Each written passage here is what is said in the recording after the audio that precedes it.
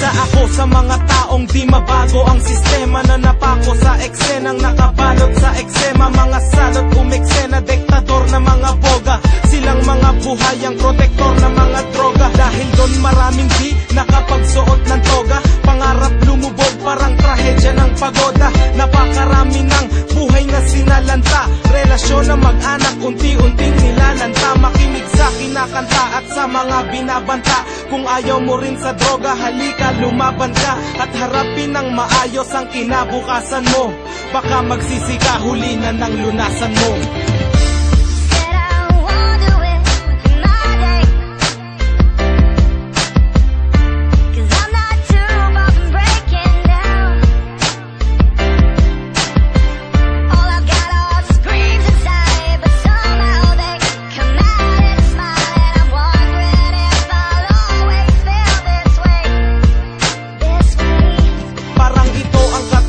Di mahanap ang sagot, ano bang meron at wala sa mga bawal na gamot. Mga batang nasangkot, parang kawal na takot. Nagpupubli sa madilim, tanging karamay ang lungkot. Ang aking pagmamasid, masinsin pa sa mahinarya.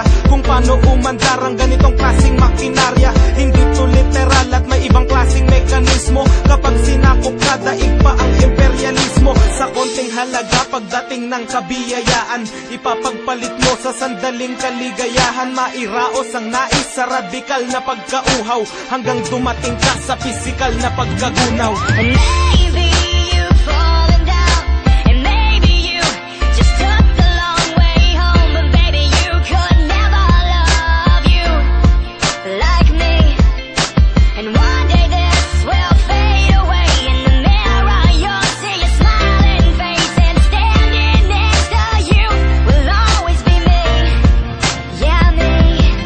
Wala nang pinag-iba ang alagad ng kasamaan sa bumibili ng droga at halaga ng kasarapan. Nagdagdag ng kasalanan, nagdala ng kamalasan sa mga kabataan at sa mga kababayan. Ayoko sa tao na umaani ng damo, lalo na sa mga taong gumagamit ng bato. Alam ko wala akong karapatan sa gusto nyo, wala ring masama kung papakinggan nyo ang gusto ko. Wala akong pakialam kung ikaw ay nababagot. Ang akin lang sa gitna ng krisis, di yan ang sagot. Ang mga dahilan mo, nasabi ko na yan noon. Kaya mo ring magbago dahil may Panginoon.